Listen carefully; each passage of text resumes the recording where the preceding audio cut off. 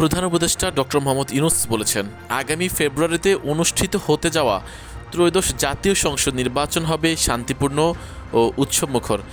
জাতি এই ঐতিহাসিক নির্বাচন নিয়ে গর্ব করবে।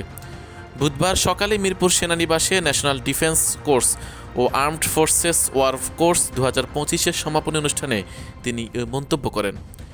ডক্টর ইউনূস কোর্স সম্পন্নকারীদের উদ্দেশ্যে বলেন, বছরব্যাপী নিষ্ঠা ও অধ্যবসায়ের মাধ্যমে অর্জিত জ্ঞান ও অভিজ্ঞতা জাতীয় উন্নয়ন, নীতি প্রণয়ন ও কৌশলগত সিদ্ধান্ত গ্রহণে কার্যকরী ভূমিকা রাখবে। দেশের নিরাপত্তা ও বিভিন্ন দুর্যোগে সশস্ত্র বাহিনীর ভূমিকার প্রশংসা করেন প্রধান উপদেষ্টা। তিনি উল্লেখ করে বলেন, নিরাপত্তা ও উন্নয়ন সংশ্লিষ্ট অধ্যয়নের ক্ষেত্রে ন্যাশনাল ডিফেন্স কলেজ একটি উৎকর্ষতার কেন্দ্র হিসেবে প্রতিষ্ঠিত হয়েছে।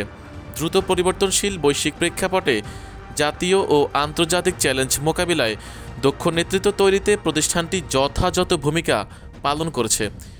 এ সময় বেগম খালেদা জিয়ার সুস্থতা কামনায় দেশবাসীর কাছে দোয়া চেয়েছেন প্রধান উপদেষ্টা।